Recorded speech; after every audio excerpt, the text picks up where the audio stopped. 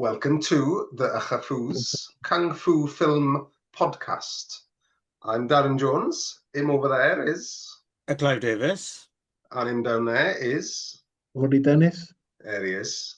So, this is a monthly podcast where we talk about Kung Fu films. And how many episodes have we had now? 50? 60? What number are we on? Do you know?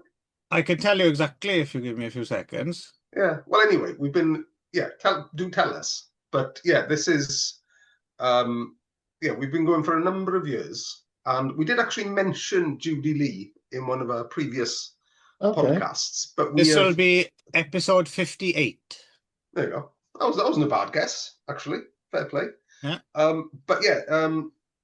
We mentioned Judy Lee in actually other podcasts we've done, usually the Not in Shore Scope, where we've had a couple of Judy Lee films. But, she recently turned up in Story and Temple Red Lily, right? That's it. And she was in one of the Snake Women films. She's in, yes. I forget which one, the 70s one. Yeah. Like but anyway, Judy Woman's Lee... Revenge or something. Yeah, that's it. Yeah. Snake Woman's Marriage, I want to say. But anyway. Something like that, yeah. Yeah. She's either White Snake or Green Snake, isn't she? That's it, yeah. But Judy Lee has had no love whatsoever on the Ychyfus Kung Fu Film Podcast. And now today is the day. That's right. She does need more love, I must say. She does.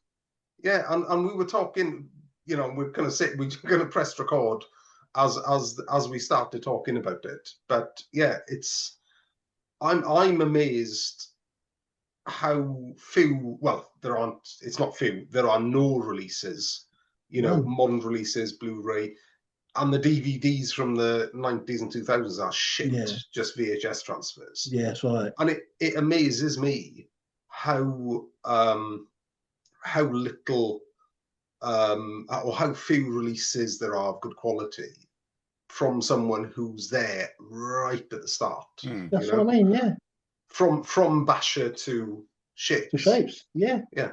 I'm assuming this must be because it's Taiwan and a lack of elements and them just not giving a fuck. But a lot of them are Hong Kong as well. She starts in Hong Kong. Yeah, I mean, that's something I was a bit confused with, actually, with this bunch, because I've noticed when you're dealing with the Hong Kong movie database, for example, their default setting is Hong Kong, right? Unless someone specifically. Yeah. But all these films are at least shot in Taiwan. Yeah. With a lot of Taiwanese talent. So I'm wondering if they're all actually just pretty much... Yeah, it could be. Taiwanese it could be that Hong Kong production company tax thing, whatever. I think so, because one of the productions we're going to talk about even has Hong Kong in the title of the production company.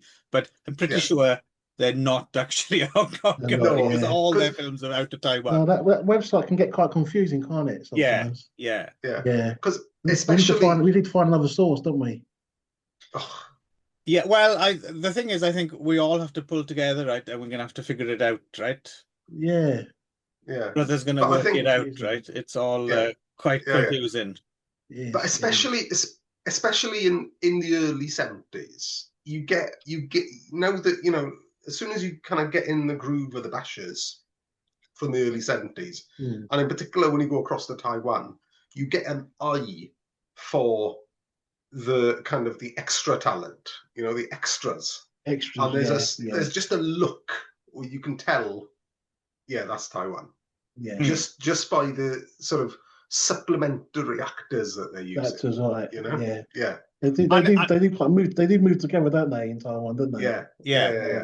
And if you can't work it out from that, it's all right. There'll be a scene where someone pisses in someone's face. Oh, there we go. That's Taiwan. That's it. Yeah. And one of these does indeed have a random sound effect or beat noise. That's it. Yeah. No, Crane. You've got to wait to Crane Fighter for that one. Yeah. Well, that's right. It is worth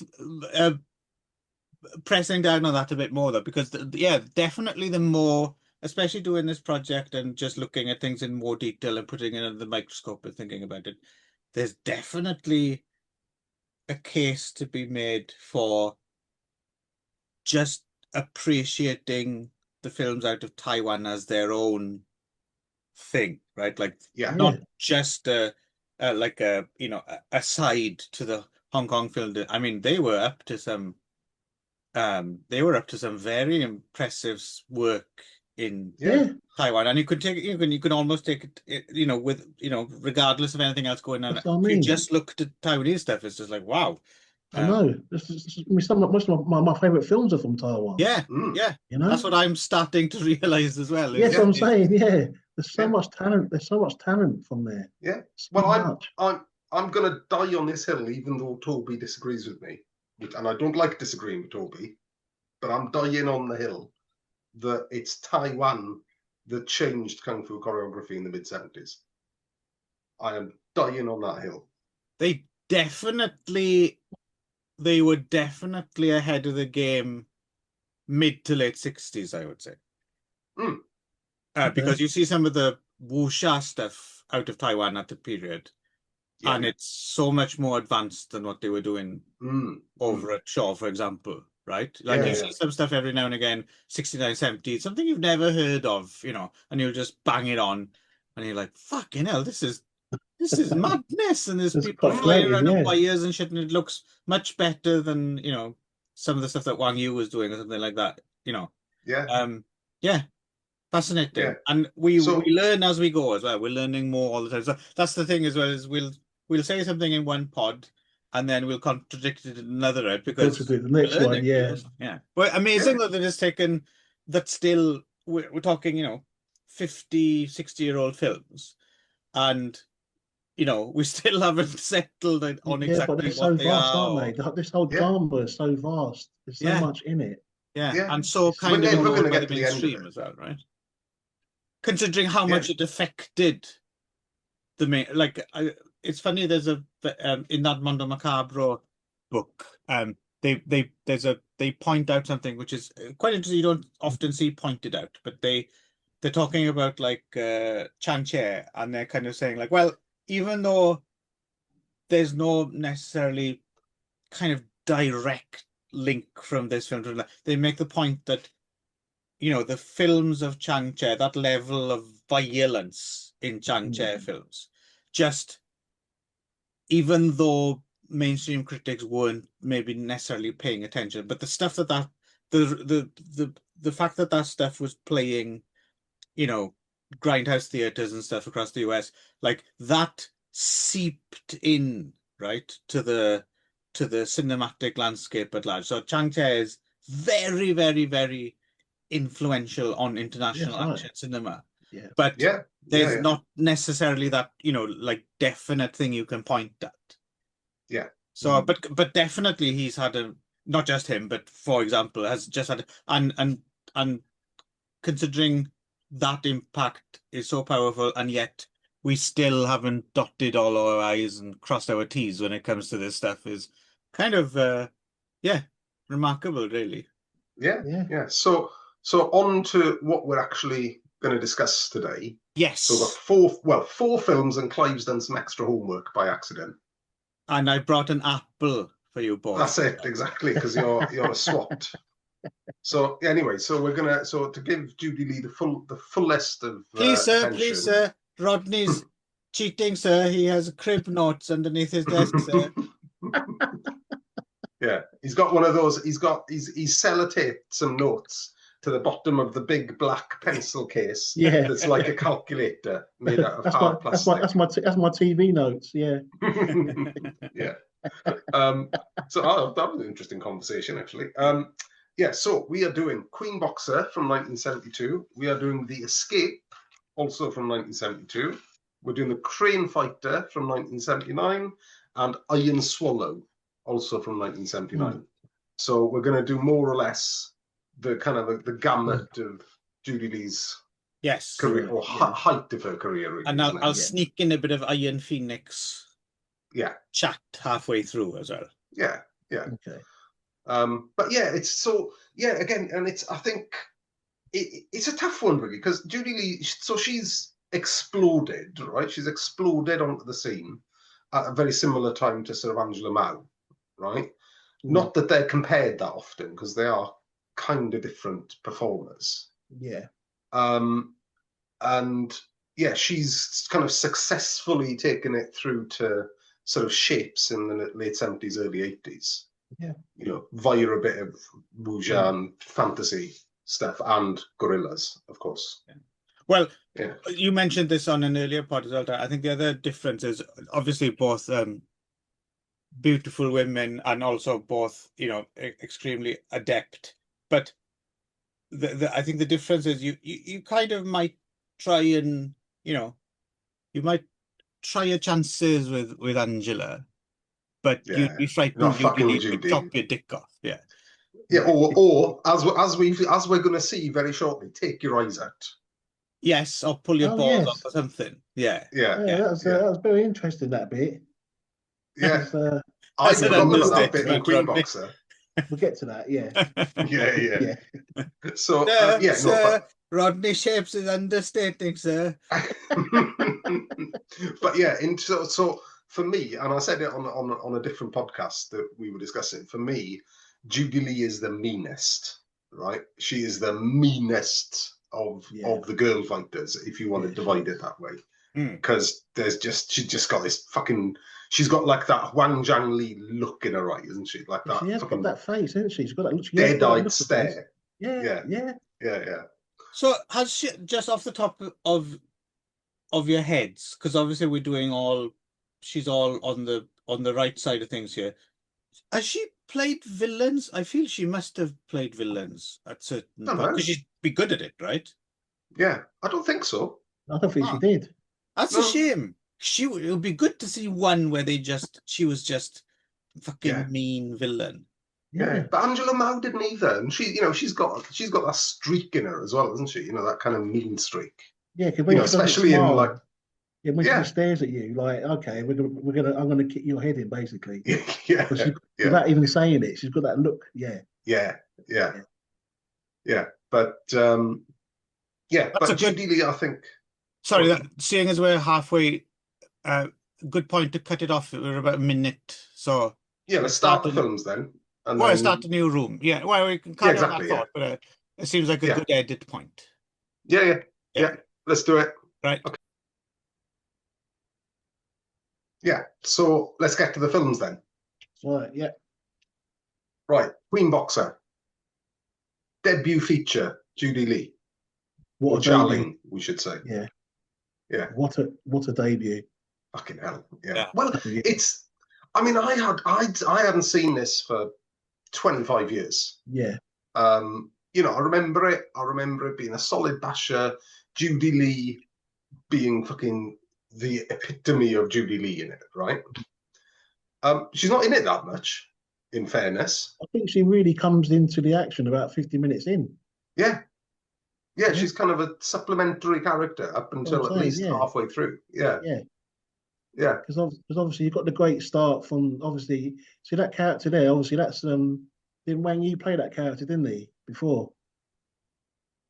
Not Judy Lee's character. No, the brother. Yeah. Was that in Rebel Boxer? Oh, I don't know. Was there another title for that, isn't there? Don't know. Yeah, because I think Wang Yu played that character, didn't he, in the film? Yeah, I didn't know. It's not on my radar. Yeah. I'm sure he did. I'm sure he did. Yeah. Well, hang on. To the extent of because I noticed someone else mentioned this as well. To the extent that Queen Boxer is kind of like an unofficial remake of something, or? Well, it's like a spin. Well, it's kind of like a spin-off of that character, isn't it? Of the Wang Yu, the guy who dies at the beginning, Mao Yu Chan, her brother. Yeah. Oh yeah. Okay. Yeah. And obviously, that's a known character, isn't it? That actual character. Yeah. Interesting. Mao Su Chen. I'm sure Wang Yu played that character before. How would we identify, like other than the name? Is there like a distinguishing feature that we know it's the same character, or? Well, he kind of sort of says it in the film, doesn't he? Because obviously that character is actually, I mean, there's a TV series on that character. It's quite a famous character. Oh, it's like a historical character. Yeah, because the name's familiar, isn't it? Ma Su Chen is very, very familiar. Yeah. Very familiar, that's interesting. Yeah. So would he have been like like a folk hero or something like that, like a something like that. Yeah. and Yeah. then so I'm in trying that to case, remember the Wang Yu film. The Wang Yu did that character. and in that case, how seriously is that? Just like a throwaway reference, or like the legend of this character, or whatever? Was there a sister who avenged him or something? Is that part, or did they just go off on their own thing? I think they might have gone off around in this. We should do a spin-off of that, or Okay. just do a kind of sequel to it, if I can remember. Yeah. Oh, that's interesting because it's funny how they do it, isn't it? Because like all us fans and stuff, we're all like trying to pin this down, and they didn't give a shit. Yeah. They're like, there's another film in here as well where it's like, oh, we'll make reference to the burning of the Shaolin Temple, and Yeah. then they just fuck off to tell a totally different story that has nothing to Because do with obviously it. he starts with that character straight away, and he just obviously gets done in the restaurant. And it was a great intro fight as well. Yes. Okay. I remember that. So I googled it, and there's a film. There we are. It's Rebel Boxer. You're right. Yeah. Which is and the Hong Kong or Taiwan title is Ma Su Chen. Yeah. Which Furious Slaughter is a sequel to. Ah, right. It does sound like now that you say Matthew Cheng, does sound like one of those names I've heard 1,000 times. Yeah. Yeah. So they obviously just they put that in there, and then obviously he just gets done straight away. And that's quite a good fight as well wasn't it? Great. To be honest, I thought that was the highlight for me in a way, just in terms of like not so much. I mean, the choreography is fine with that, but just like it's a really well orchestrated scene in terms of like camera angles and things. It's a really well done. Yeah. While he's becoming the human pincushion with all the acts. Yeah. Although I was thinking quite a lot of Vengeance when I was watching it. Yes. Which I'm sure was deliberate, actually. Yeah, that actor who played him in that short scene, who was that? I've seen his face before. I don't think I wrote him down for some reason. I've seen his face a lot. Either. Yeah. Yeah. But that's a great opener, isn't it? It's just he just rocks into this inn or this hotel and just gets fucking slaughtered. The lime in the eyes. Yeah. Yes. The boss pop. Yeah. They love the lime. Is it lime? Is it? I wasn't quite sure. I'm guessing it must have been lime, but yeah. It's funny as well. Like, I was wondering now that you mentioned that about Master Chung, because it begins in media res as well, doesn't it? It's very much like he turns up and he's like, I'm gonna fuck you up, and I'm wondering if that's part of that character's story, like that's the end game of that story, and they decided to use that as a launching pad, and then they add the Judy Lee stuff, right? So the other character, But I'm gonna have to look more into this. There's probably a dozen other films about him under different titles, right? That you can't. It's worth a podcast. Yeah, I won't mind watching a Ma Su Chen podcast. That's worth it. Yeah. We could do that. Our own spin-off. Yeah, exactly. Yeah. So obviously he gets done quite badly. He's got 2 axes in his back, wasn't it? Yeah. And it just tells you what the film's about, right? It's just the film has begun. There's a lot of brutality. Someone's been brutally murdered, and it'll continue onwards. And obviously you've got the classic, the boss pie. Yeah. He sort of goes to him, look, you have to be smart like me if you want to live in Shanghai, right? Yeah. And obviously that bit, when he was dead, what was that bit with the eyes though? Was there an explanation with that? Because obviously he was already dead. Yeah, I don't get it. Yeah. That was weird, that bit, because obviously he looked at the cigarettes, didn't he? And he thought about it. Then he looked at him. Yeah. And the camera zoomed into his eyes. And then he's had his eyes burnt out, doesn't he? I'm wondering if that's part of the legend. Maybe. I don't know. Yeah. Well, because he would have to have his eyes burnt out in order for the ending of Green Boxer to make sense, right? Which I mean, let's get ahead before we discuss it. Let's get ahead of that now, because I'm really curious about. So this has never had the graphic eye gouging at the end of the film, right? No. And I don't. It fades to black and credits. Yeah, that's I think that's the idea. to be, right? No, I think that's how it's envisioned. Yeah. Well, what's interesting about this, I'm thinking about how memory plays tricks on you, and so I think it's weird because we think of Judy Lee ripping people's eyeballs out as an iconic thing, right?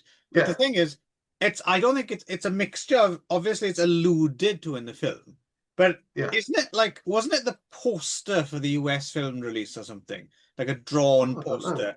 Isn't it got like Judy Lee with like some eyeballs, like I in think her so. hand? Yeah. Okay. So I'm thinking that, and then in my memory, I'm conflating it with the other film we talked about on the pod, Fighting Fists of Shanghai Joe, right, from around the same time, and that does have a more graphic eye gouging kind of thing. Yeah. But it's enough. The combination of all those things is enough to make you think, oh, what's that film where Judy Lee really pulls out someone's eyes? Yeah. To the point that another film we're going to talk about has like I think has like a reference to it, almost like a. Well, there's three of the 4 films we're discussing today has got Judy Lee blinding people, and it seems almost like a, we'd call it now fan service or something, right? It's almost like, because in one of the films, it's like very unnecessarily it's completely excessive, and you're like, oh, there's no need for that, Judy. But you're wondering if they just chucked it in because that was people's image of Judy Lee. Well, I think it makes sense though, because this film was huge at the time, and it was huge both sides of the pond, right? Yeah. Right. So it makes a lot of sense to reference that in the same way as Wang Yu plays, a one-armed fighter 8 times or whatever the fuck he does, because that's what he's, that's his talent, right? That's what he's. Yes. But it's just it's interesting to note that in the actual source film, it is a subtle allusion. Well, not that subtle, but it's rather than an actual gore scene, right? Yeah. And this brings me back to, because I always in my memory of Queen Boxer, which is a long time out of date. In my memory of Queen Boxer, I just remember it being just a really rough basher, right? With loads of violence, loads of bashy violence and hatchets and blood and gore and all that. And it's not that. This film is not that. But in this film, though it's a basher, there are shapes in it. Because if you see that infant of red, now, yes, you notice as well, how many bashers have have in front of red at the start? Yes, absolutely. Yes, this wasn't the first one. It's not the first one, but there's not many. No. That kind of intro. And if you watch that, she's doing forms in that. She's actually doing shapes in it.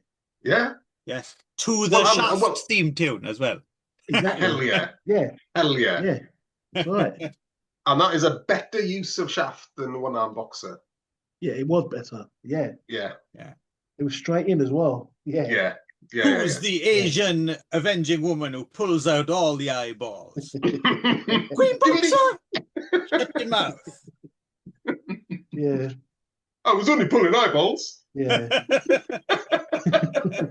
Just talking about eyeballs. Yes. That's right. It's my Isaac Hayes impression. Do you like it? It was like he was in the room, I tell you. Exactly, yeah. Yeah. But no, I mean, and that's what surprised me most about Queen Boxer. It's a really simple story, as you'd expect with a film of this period, but it's a hell of a lot classier than I remember it, actually. Yeah, because obviously you had that other guy. Yeah, you had the other guy that comes. Was it Peter Yang? Was that the guy's name? Peter Yang Kwan, yeah. Yeah, Peter Yang. Yes. Yeah, because obviously he's basically just like Mayu Chaney. He's similar to him. Yeah. You kind of standing up to. It's interesting you mentioned him as well, because even though the credits are kind of mixed up, and like we mentioned before, sometimes presenter means producer and blah, blah, blah. But basically, this and Escape, and actually the 2 Iron Phoenix films as well, they're all from, this HK Fongming Motion Picture Co. Limited, which basically is Peter Yang Kwan and this film's credited director and producer, Florence Yu. Yeah. And he's been around, that guy. He was in God of Gamblers, wasn't he? I think. I'm sure he's in God of Gamblers. Yeah. Well, he's in a shitload of Shaw stuff in the 60s. Yeah. Loads of stuff. Yeah, he's been around. So apparently their shared credit as well for some of these is Yang Yu Feng Che, which is basically a the writing pseudonym for the group, isn't two it? of them. Yeah. Yeah. So I think basically Queen Boxer and Escape and the Two Iron Fairy are Florence Yu and Peter Yang Kwan productions, basically, right? Yeah, and this is like I think this is is this the first one? This is the first Yes, I think so, production of that company, isn't it? Yeah. No, it's a good one, and what I like about it is that when you do get to that, Judy Lee takes on all comers, not in the Annabelle Chong way, at the climax, it's like it's quite like the suspension of disbelief is pulled off quite well, like because it would be very easy to fuck that up. You just don't buy it, right? But you do, and a lot of that has to do with just her charisma, right? But but also, I mean, kudos to Peter Yang Kwan, right? Yeah, because that man's a fucking comedian. It's really half his film, isn't it? Really? Yeah. But I'm used to him playing. Well, what is it? What's the one where he plays the adulteress? Where he plays that really fucking sleazy, horrible sleazebag. Oh, the Shaw film, the adulteress, Chinese torture chambers one. Yeah. Right. Yeah. He's the villain of that, isn't he? Yeah. But he's doing quite a lot of fighting in this one. Yeah. He's a bit like a Chang Yi in there. Yeah, he's quite good. Like Roughhouse, isn't he, in this? Yeah. No, but he's bringing Chang Yi vibes. Like early 70s. Yeah. I liked him in this film. Yeah, great. Yeah. And very heroic, very kind of understated. Right. Yeah, I really liked him. Yeah. But what I liked about Boss, because obviously Boss Pie, he's a great character. You're the main Don in this. Yeah. He's kind of like, oh, these guys come. They always come and go. These guys. Yeah. We let him live for a few days, and he'll be dead soon. Because he's seen these guys, and he's probably seen. Yeah, just let him shake down our warehouse, right? That's fine. Just fucking let him get away with it. We're gonna get it. That's what I mean. Yeah. Boss Pie. I like that character. He was quite good, that character. What I wanted to reiterate as well about this is I mentioned it that first scene as well, but so Florence Yu's direct. So sometimes even with really good films in this genre, like if the fighting's like you get someone good into the choreography and someone to shoot it well, and sometimes you feel as if the bits between are a little bit more pedestrian, but they've really gone to like this film feels like a film that's like they've really tried to make it look interesting. Like it doesn't always, sometimes it looks a little bit shoddy because they're still working this stuff out, but there's like that scene where the family is coming into town. They've come to town and they've decided to assassinate them. And with the loading the gun thing. Yeah, and there's all these like zooms and things and tracking shots. Like it's really stylish. It's quite well done. But although I have to admit, what I confused about that scene. So they hire like an Eddie Izzard lookalike who turns up with his gun. Oh, that stray gunman. Yeah, and it's cool that bit. Like as he's putting more cash down, he's loading another bullet. That's nice. That was very proper spaghetti western, wasn't it? Yeah. But what confused me a bit about that scene is he's paying him a lot of money, and then all the goons stab them all to death. Yeah, that's quite nasty, wasn't it? The whole family got done badly. Yeah. But then the gunman's got fuck all to do. It seems he's just like, oh, I'm thinking. Wow, you just earned yourself a lot of easy money. You didn't even have to kill anyone. Yeah. But then again, he did say to him, "I want Judy alive." I think he did pull out his gun, didn't he? Yeah. And he goes, "I want her alive," so he didn't. Yeah. He shows up at the end as well, doesn't he? But he doesn't. He doesn't do anything. Really. No, he doesn't have much to do. No. Yeah. But I thought that was just a good example of someone trying to like actually give the film a bit of life and style, and But that town is basically, it was quite empty. That town, wasn't it? It was hardly anybody about. No. Not many people in that town, was there? Really? No. And no one's going to hang about if there's an axe gang, right? They're gonna. Yeah. They no, sort of but come that's together. They kind of come together, don't they?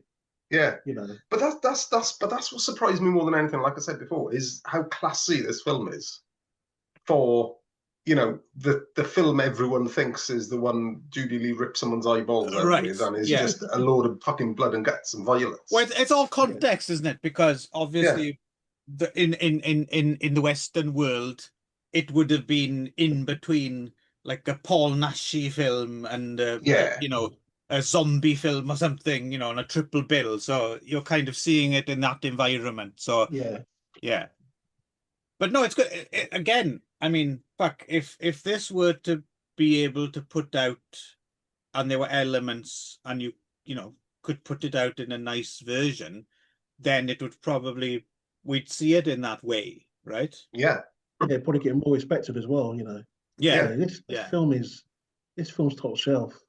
I Yeah. watched it in years and I really enjoyed it. Enjoyed it. Yeah. Yeah. Even though I And would argue, like, objectively, I wouldn't necessarily say it's really a classic, but in a way, it kind of is a minor classic just because where you just remember it as iconic. You know, it's kind of earned its status slightly above its own station in a way, right? Yeah, because obviously that end fight is anarchy, isn't it? That end fight is madness. Like fucking 6 axes in the dude. That's what I mean. So obviously, I kind of always remembered it from that end fight, but obviously when I watched it again, there's some really good parts before that ending. Yeah. Right. There's plenty of action in it. But like you would. No, like it sustains interest throughout as well, doesn't it? Story. Exactly. Yeah. Do you remember when before the end fight, that guy goes to Boss Pie, he goes, "Oh, it hasn't rained all week, but it's raining, it's thundering now all of a sudden." Just before she come to kill them all. That was quite a nice touch. Yeah. I like that dialogue there. But that's the thing, is that, you know, the filmmakers have thought about this film. Yes. Right? This is not a quickie. That's right. Which is because there's that story as well, isn't there? There's that whole thing about how they discovered Judy Lee, or not how they discovered Judy Lee. They discovered Judy Lee, and then they decided to, and I think this is probably the western end rather than the eastern end, but they marketed Judy Lee as like the sister of Bruce Lee, didn't they? Which is why they call her Judy Lee. Yeah, not Charlene. Yeah. But yeah, no, but they've clearly thought about it. They've clearly got a good script. Yeah. They know how to film it. It's got a budget. Because I remember this film being a throwaway basher, but Judy Lee's great in it, right? And it's violent. And it's not that violent. Do you remember that sort of senior henchman? He was actually doing kung fu in it. He was doing forms. That senior henchman. Yeah. He was a proper kung guy. He was great. Yeah. So that was good to have him in there. With everyone doing bashing, and he had the stray kung guy in there. That was a good touch. And again, you know, we were chatting earlier on about, you know, what changed shapes, you know, in the mid-70s, or what changed kung fu choreography in the mid-70s. But, you know, you got Hapkido going on about the same time as this. Hapkido, right? Thank you. I was about to pull you up on that. I know, I remember. But you've got Hapkido, you know, Samo doing his thing, right, which is fucking 3 or 4 years ahead of his time, right, or ahead of the rest of the industry, and the action in this, although it is a basher, it's, you know, the choreography is elevated. It's the top end of what was kicking about in those days. Yeah. And do you notice before that end fight? Do you notice that when she went to kill them all, she had that uniform, didn't she, underneath her clothing? Didn't she? Yeah. And she had a different outfit on. That was mad. Like, that was a mad touch as well. Yeah. You know. Yeah. That was good. Yeah. I like that. No, it's like you sit down to watch these things, and you've got this kind of warped memory of them, right? Either because, you know, you're a different person back there, or you have less knowledge about kung fu, or whatever the hell it is. Yeah. But sitting down to watch this, I was not expecting a high quality product. That's what I mean. You know, I was expecting a fun basher. Yeah, but Boss Pie had some good. Yeah, he had some good lines, didn't he, our Boss Pie in this? Oh yeah. You know, when he saw Judy, he goes, "Oh, she's quite a nice dish." And when he said that. Yeah. The one thing I'd say though, although Boss Pie's good, right, is a good character, the one thing the film is missing is like an equal antagonist, an equally skilled end of level antagonist. boss. Yeah, exactly. Because people just get killed by numbers, don't they? By overwhelming numbers in this one. I mean, how much staff did he have with him? How many men did he employ? Yeah, there's like 50 of them or something, isn't it? 50, probably more than that. Yeah. But no, we've got to talk about the final scene. Spoilers. But that she annihilates everyone. Yeah, but I like the way the camera's moving. Yeah, she's going to different rooms, and then one part they were all chasing. She went down the stairs, then went back up again. Yeah, and she gets into him. one room, and the way the camera was, and then Boss Pie was running around as well. Yeah, it's like I was saying, it's properly directed, right? It's really well done. But that final scene, just that slow motion, just literally that, fade to black, fucking great.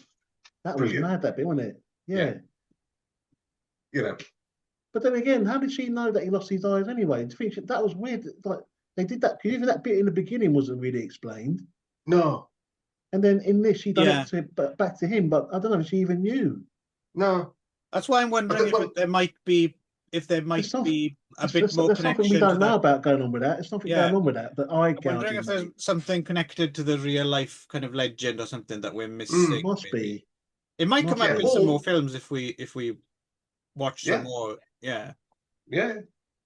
But us, I'm not expecting to be talking about Queen Boxer as a top quality product. Top quality film. Yeah, it's a great. Right. And do you know at the end, did she was fighting everyone, and then when she stopped, and like she was injured.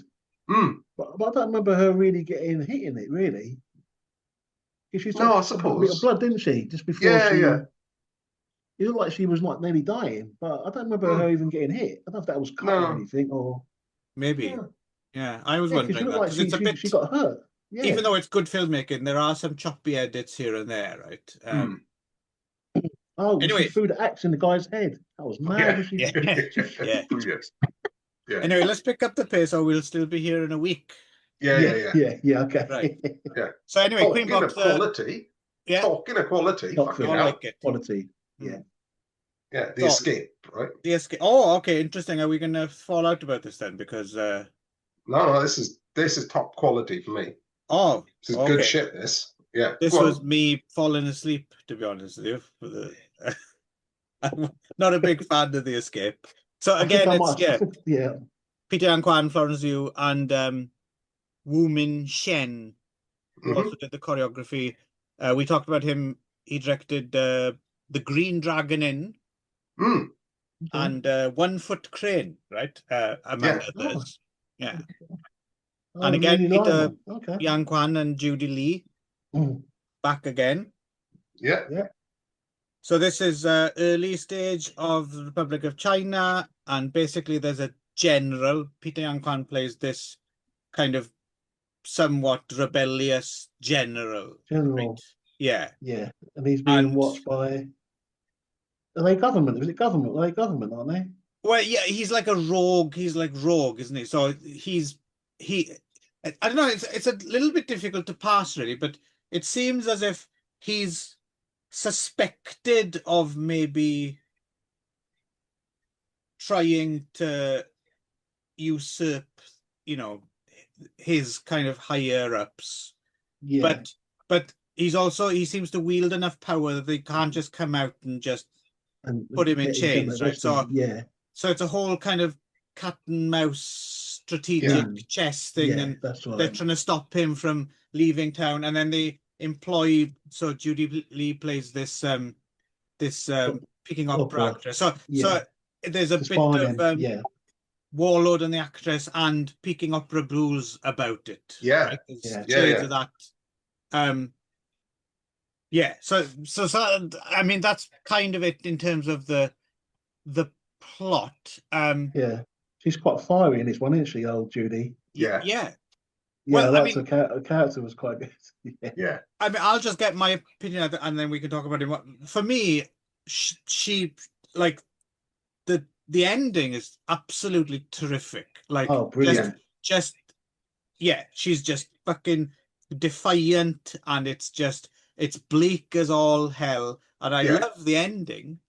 Yeah, it's the Fist of Fury ending, right? Ending's great. I have to admit, it did shake me awake after the rest of the film almost putting me to sleep, because there's a bit of skullduggery. There's a bit too much there's too much and not enough action There's in a between. lot of dialogue heavy in this one. Yeah, it's just not. It didn't grab. The story is potentially interesting, but it just I have to admit I did find it. Yeah, it did drag a quite bit. boring. But I think part of that problem is, you know, I hadn't realised I was watching a war film and not a kung fu film until about a third of the way through, because that's what this is, right? This is it's like a political war film, isn't it? Really? Yeah. And if you judge it by that metric, then I think it's an excellent film. But yeah, absolutely, there's a lot of political intrigue that no one's fucking interested in. But you know, it's all in service of Peter Yan Kwan and all in service of winding Judy Lee up to be a martyr, and you know, that's good stuff. And it sort of shows that their relationship as well, wasn't it? You know. Yeah. But the fights in this are better than Queen Boxer. When there's action, that's fucking quality. That's really good quality. What's the thing that she was twirling? That what they called that thing then? I know what they're called. They're called Ime daggers, is what they're called. Okay. Oh no, Ime piercers. That's what they're called. Yeah. Oh no! Sorry, no. That's the twirly thing. I like how you confidently went, I know what they're called, and then gave us 3 different versions. Yeah. No, we don't have edits on this, and I will, you know, not bother you will be exposed for the fraud that you are. I have. Yeah, sorry. Yeah, I was thinking of a different weapon. But yeah, it's those little staffs, isn't it? Yeah, those little club things. Yeah, I don't know what they're called. Yeah. What fucking film was I thinking about with that in anyway? Because it's not any of the films we're watching. Anyway. But yeah, no, the action when it's there is fucking brilliant. Like there's this tea house fight that's really good. The end fight is excellent in these ruins. But yeah, I mean, the film is at least 60%, you know, political war, intrigue, spy drama. But but judged on that basis, I think it's an excellent film. Yeah, I didn't mind this film. I didn't mind it. Yeah. I don't think because the subtitles are quite hard to make out on this one. Yes, that was the other problem. Struggled with the dialogue in it. Yeah. And I did like. I like the judge, Judy. Yeah. But I think if they were clearer, I think I might have enjoyed it more. Yes, I would concede that. Yes. Yeah. But I did like that bit with the heroic servant, you know, who was played by Ko-Fei, just not Philip Ko-Fei. Yeah. Yeah. Ko-Fei brackets 2, according to exactly. Hong Kong movie. Yeah. But that's a great character because he's just like this servant, but who's also a bit tasty, isn't he? He's a bit of a brute, isn't he? Yeah. But he goes up against all these soldiers and they kick the shit out of him, and then for the rest of the film he's like half dead, isn't he? But he's still like he just fucked him up, haven't they? Yeah, he never recovered, did he? Really, in this film? And he makes this heroic stand and all that. And like, there's the Peking opera teacher who's like, you know, he steps up and says, yeah, right, okay, I'm gonna be a decoy, so you know, Peter Yan Kwan can escape, and he just gets murdered. So on that basis, it's, you know, it's when we're not really watching a kung fu film, right? Yeah. But it was like, I think it's the first time I watched this film. I've never seen it. Yeah, first time I've seen it. So the fighting was really impressive. The fighting was really good. But what I loved as well was the Peking opera. Yeah. So it opens, doesn't it, with Judy Lee doing proper Peking opera. Yeah. And there's little vignettes in there, here and there, throughout, with her doing or referencing the Peking opera stuff. That's what I mean, and that's great, because that's, you know, very rarely do you see, you know, people who are trained in Peking opera actually doing Peking opera on screen. Opera, and then obviously she was using certain moves as when she was fighting for real. Yeah, so I love that. was just a lovely kind of flavour of the, of Peking opera about it. Yeah. Well, I mean, we forgot to mention it as well but that she does come from that tradition as well, right? So it's nice to be able to see her kind of in a habitat, basically. And also it's like she's, she must have been like, because I think she's a bit younger than Angela Mao and Chang Yi and all the rest of them. But she went to Fuxing Opera School. 18 or 19 years old in this, I think she's 17 in Queen Boxer and 18 in this. Yeah. By the way, I did like your use of the phrase "in her natural habitat" there, Rodney. You can tell we all watching the Really Wild show.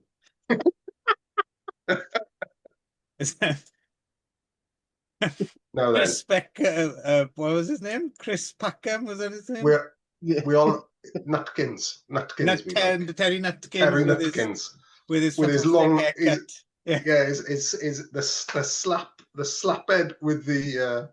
He's got a basher haircut, didn't he, Terry? What a Barney that was. Yeah. Didn't expect. I wonder if that'll pop up. That's going to be an event now, Terry Nutkins. It probably will. That's going to be good.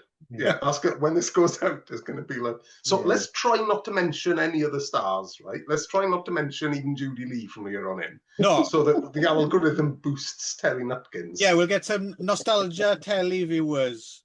So we could sing the Funhouse theme tune. That's it. Yeah. Yeah. And obviously the ending was kind of like a Fist of Three, wasn't it? At the end, wasn't it? Exactly, yeah. Well, it's exactly that, isn't it? But it was good. It was really good. The fights were fucking good. And again, it's like she just gets her Judy Lee on, right? Yeah. Which is just fucking brutal and terrifying. That's what I mean. And she's done all that just for that general to get away, to escape. Yeah. No, for all that. I completely understand the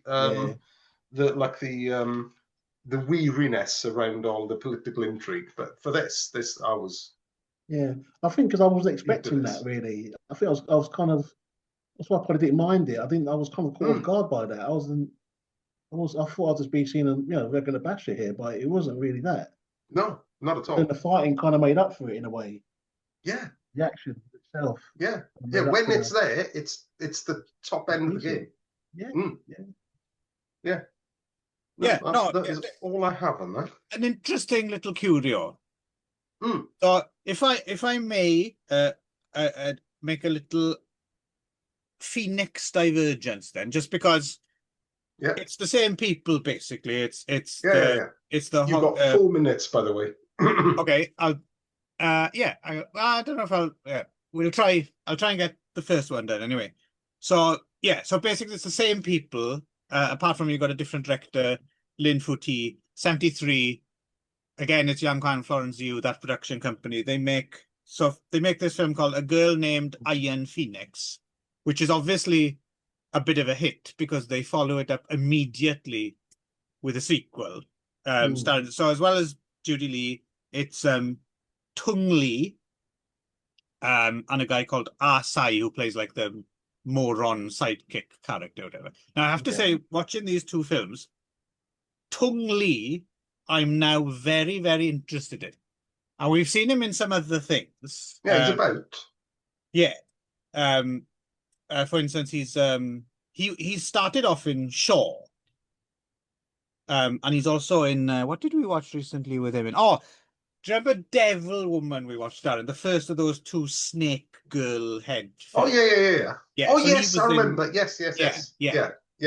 And it's funny. I was reminded, not so much in intensity or anything, just purely on looks. So recently, we lost Nakadai Tatsuya, and there's something a bit Nakadai Tatsuya looking about Tung Lee. But in these two Iron Phoenix films, I thought, I just sat up and took notice of him. I quite like him. He's got charisma. So I think we might do a Tung Lee show at some point because I'm quite interested into looking into it. Yeah. Anyway, first, so these two films, Judy Lee plays a police captain, and in the first film, she's investigating. There's basically like these docks. They have labor disputes, and the bosses, who are of course in league with evil Japanese, as always. They're forcing people to take out life insurance, and then they're kind of having these accidents that pay off for the company. And interesting. Yeah, so yeah, it's an unusual.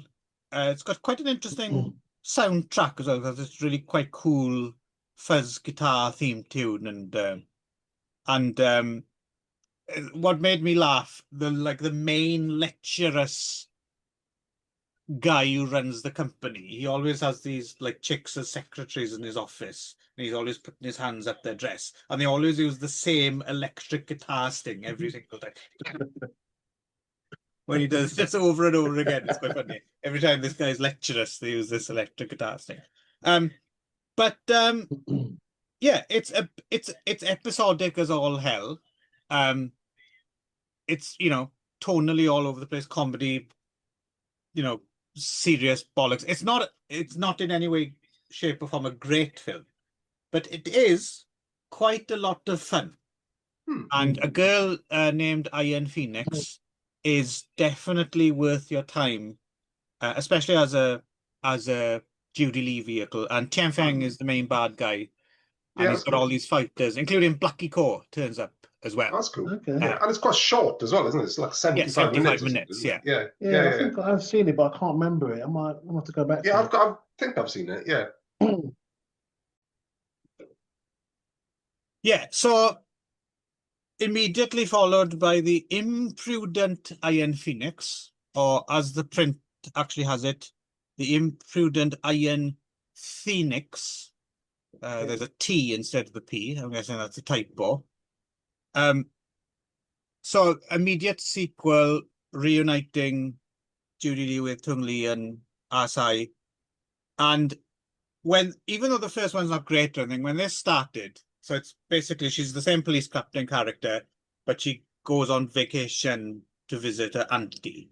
And it starts off, and you're thinking, this is going to be a pretty weak sequel. Yeah. And I suppose from a regular filmmaking point of view, so there's not, the story is not much. It's all about this crooked casino run by Miao Tian. Miao Tian also maybe someone we might want to do a show based around one day, because he's one of those good villains that it's easy to overlook, right? But he's I like me some Miao Tian, and his main henchman is Shan Mao. Big Shan Mao is also he's cool. Is that and they're like and they're like drug smuggling and stuff. And anyway, but what's interesting about this film is it is fucking action packed. Choreography by Lung Siu Chung, Bruce Lungstad. Bruce Lungstad, who of course choreographed his son in Dragon Lives Again, right, in 1977. Yes. Yeah, but also he's in the early to mid 70s. He's a fucking force in terms of choreography. Yes. Yeah. Well, this is the thing. So the imprudent Iron Phoenix, it should be on people's radar a bit more for Fu fans, because the final 20 minutes is non-stop fighting, and the whole film's only 74 minutes. And up until that, it's no slouch. There's a lot of fighting, and it's good fucking the last 20 minutes is just exhausting to watch, and it's primarily Judy Lee versus Shan Mao in like this long knockout kind of David and Goliath fight. But then also Tung Lee taking on Miao Tian. And there's in the end fight, this is not like a surprise or twist or anything, and you'd still enjoy. So I'm gonna, because it just to make you want to watch it a bit more. In the final fight in Miao Tian's kind of mansion, it gets so off the rails. Tung Lee kicks down all the pillars in the house, and the fucking roof collapses. That sounds mental. I might watch this tomorrow, mate. And there's like miniature work, and I don't know if it's like stolen from another film or something. That's crazy. The guy's house just fucking falls in on itself. It's brilliant. No, this one. I'm watching that tomorrow, mate. Yeah, it was quite a surprise. I was like, this isn't going to be up to much. But No, worth it for those last 20 minutes alone. I mean, it's properly, yeah, it's pretty off the hook, this one. A bit quite off the radar. I think even Girl Named Iron Phoenix isn't really given that much love. And this sequel, I don't think I did even really. In fact, No, I I don't thought think it was a retitling. I didn't even realize it was. Yeah, I don't think I've seen it. I've seen Iron Phoenix, but I don't think I've seen this. No, check it out because it's up. It's on Yeah. Wu-Tang Collection. It's and they got steals from. You'll notice steals from the Once Upon a Time in the West soundtrack. Okay. Elevates everything. Cool. Yeah, I feel like it's one out, Clive. You sold it quite well. Yeah. No, it was a surprise for me. So yeah, I mean, you don't often see entire houses kicked down. So you know, it's not really. No, you don't see that often. No. That's like some Rick shit. That is. Yeah, not having seen it. It kind of it puts me in mind of Master of the Flying Guillotine, where Cam Kong keeps jumping through roofs. Right. Yeah, that's right. Yeah. Yeah. No, definitely worth a look for for non-Foo fans. I can imagine it might. But if you're into because I think I'm trying to remember back when we first started watching this stuff. I think we found extremely long extended fight sequences a bit too much to take, didn't we? Yeah. So you have to that's because we haven't settled into exactly. So you have to reach that level. Yeah. So if you think you're at that level and you like, you can do with you the fighting is just enough to then definitely check out Imprudent Iron Phoenix or Phoenix. That's quite a good segue into the next one. I can't remember if I've seen it. I can't remember if I've seen it though. I probably have, but a long time ago. There's some films I haven't watched in about 35 years, Yeah, it's mad. Just going back to Queen Boxer, it's mad actually how long ago it is you've seen some of these films. Yeah. But still enjoyed it, didn't we? So well, definitely. I'm not sure about for you, Rodney, because you got into it a bit earlier in your development, I think. But I think certainly for me and Darren, going back and watching this stuff now is they're almost like watching new films because we had little to no context for some of this stuff. Yeah. And now we know a bit more, so it's a lot more rewarding, isn't it, for us? Yeah. And it's like I came across back in the day, and this is the mid to late 90s. I discovered Toby, I discovered Foo, and I happened to have all the resources at my fingertips. So I had two video rental shops with really good collections and Toby, and I just flooded myself. And free time because you were a filthy student at the time. Yeah, I was. Yeah. But I think I saw Shapes first before Bashers, though, not intentionally. Yeah, but I think the majority of films I watched, I think there were more Shapes when I started. I think the same for us, probably, wasn't it? Yeah, I think so. Yeah, I think. The stuff that started sort of scratching a little bit in my brain was probably Prodigal Son on telly. Yeah. And not too long after, I think One Arm Boxer was in the mix, and because I think earlier stuff like Enter the Dragon or the occasional Jackie Chan, they would have been slight more outliers. They wouldn't have necessarily kick-started the obsession. No. They would have just been enjoyed in and of themselves.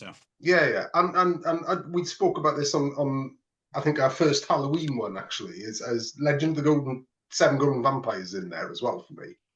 Oh yeah, I suppose. Yeah, I don't really think of that as, but yes, definitely it's in the mix, isn't it? Yeah, it just gives you that tiny bit of familiarity with Foo, Yeah. Even I think my first Bashers were definitely Wang Yu. Yeah, my first Bashers that I actually saw. Yeah, that's definitely. Not to forget that Going Live sketch where Trev and Simon played ninjas. You don't remember that? No, that was a good Trev and Simon sketch. No, I was much more a number 73 man. Oh, well, I watched that as well. But and Gaz Top, the one with Gaz Top in, and Gilbert the Alien. Yeah, that's it. Yeah. But yeah, no, That was my Trevor jam. and Simon did a going live with it, and they like made breakfast and they chopped their bread and stuff like that. It was quite funny, you know. Okay, yeah, because I think I think I found Trevor and Simon a little. Oh, that's you would have been older than algorithm. me. Yeah, yeah, I'm a bit older than you, so I found Yeah. Trevor and Simon slightly less funny than you might have done. Yeah, no, I was exactly the right age to find. No, I was a bit What year? snooty. What year was it? What year was that then? Oh God. Late 80s, I want to say. Yeah, probably 89-ish, probably 88, 89, something like that. Yeah. So I'm just about getting a bit too old for them, but they're still. I still maintain they were quite funny for that age demographic. I think Trevor and Simon. Yeah. Okay. Swing your pants is Swing your pants. Yeah. I mean, don't get me wrong. They're no Frank Sidebottom, but No. but you know. Yeah. I think at the time you were watching Trevor and Simon, I think that's when I started getting into Bill Hicks and Dennis Leary, and I was snooty about anything that wasn't Bill Hicks and Dennis Leary. Okay. You know, I think that's the sort of teenager I was at that time. Oh, Dennis Leary, he's the guy who did the big rants, wasn't he? Yeah. Dennis Leary? Yeah, and then he became an actor and was in Spider-Man. Yeah. For some reason. There you go. Surprising. Bills to pay, ain't he? What was surprising to me was, I can't remember what I think it was like cancer research or something like that. He managed to get that song. Yeah, I'm an asshole. But that was on fucking telly. Yeah, that was like on primetime telly. Like that was. Yeah. What was it for then? What the fuck was it for? That's quite a big song, wasn't it? It was like a campaign for something, wasn't it? I think it was drink driving. I want to say he was in a car. Oh. And the person driving was drinking, and he was singing about them being an asshole. I could be. While they're driving. Because the drink driving one I remember is the one that he used in the summertime where the weather is fine. Remember that drink driving ad? They had Mungo. Yeah, I remember that. Yeah. I don't remember that, no. People are out like in the country enjoying some drinks in the pub, and then they jump in the car, and of course they have an accident. Yeah, but those adverts back then were crazy. You know the ones for the fireworks and that? Oh God, yeah. With that kid grabs the firework. Or a kite would go into a power plant. Yeah, to climb up to get the kite, right? Yeah. They'd get electrocuted, wouldn't they? And they're like, there was one smoking. And there's always someone like, Barry, don't be a cunt, basically. Yeah. And then it's an explosion. They've got traumatizing. Those adverts. Oh, there was one though, and I still haven't found it on YouTube, but I assure you it exists. There was one that's on a farm, and it was a public service announcement, and it's a kid walking over like a plank. Oh yes. And it's just basically like fucking like a silage or something. Yes, it's like sewage basically, isn't it? Yeah. And he falls off, and it's basically like him sinking into this like river of shit, you know. Yeah. Well, there's that film, isn't there? There's a whole like a short film. Is it called Apaches? Yeah. Almost like a little horror film, and it's set on a farm, and it's all the dangers of. Yeah. And of course, the famous Lonely Water, right? The one with Donald Pleasant, which I never remember seeing on telly. No, I think that was a little ahead of our time, maybe. Yeah, I think that was early 70s, maybe. probably. Yeah. But I get that stuff mixed up all the time with memories of Children Film Foundation films as well, because they had moments like that, didn't they? Yeah. Anyway, that's a good podcast idea, isn't it? The Children's Film Foundation podcast. I've thought about that actually, because I rewatched The Battle of Billy's Pond recently, and I fucking enjoyed the hell out of that. It was such a blast of nostalgia. I'm not placing it. It's not the one with the abandoned town or something, and there's like chemicals in the water, and like the kid, like he has all these gadgets, like his own tannoy system and stuff, and he goes fights back against. I might not have seen that. That's good. Yeah. It's good. The Battle of Billy's Pond. Yeah. All right. Anyway, Crane Fighter. Yes. Yes. It's a fucking weird ass film again. Oh yeah, but this was a favourite of my family. Oh, is it? Oh yeah. Me and my dad and my sisters watch this all the time. Oh, well, interesting you say that, Rodney. There's a direct connection to your dad. Oh yeah. Screenplay, Chang Xin-yi, who directed many interesting things, but the same year as this, Incredible Kung Fu Mission, your dad's favourite. There you go. Look at that. There you go. Yeah, my dad's favourite one. Yeah. We'll dedicate this episode to your old man. That's right. I'm still trying to find that. Still trying to find that soundtrack though to it. What's your dad's name? Silas. Silas. This is for you. Well, if you say his full name, it might pop up next to Silas Terry Dennis. Terry Nutkins, fucking public information films. Yeah. And then Silas Dennis. And Silas Dennis. Yeah. The Holy Trinity. See what comes up. Yeah. Yeah. I'll tell you what, before we start on this, I want to talk about Raymond Loewy. Raymond Loewy, yeah. Underrated. So I want to do a show on him as well, actually, I decided. There's not much more though. Well, there's Strife for Mastery, isn't there? Well, I was thinking of doing that, with Marvelous Kung Fu. Yeah. Well, the triple bill I was thinking I might do, I was thinking, because I managed to grab them all, the Tiger Jump.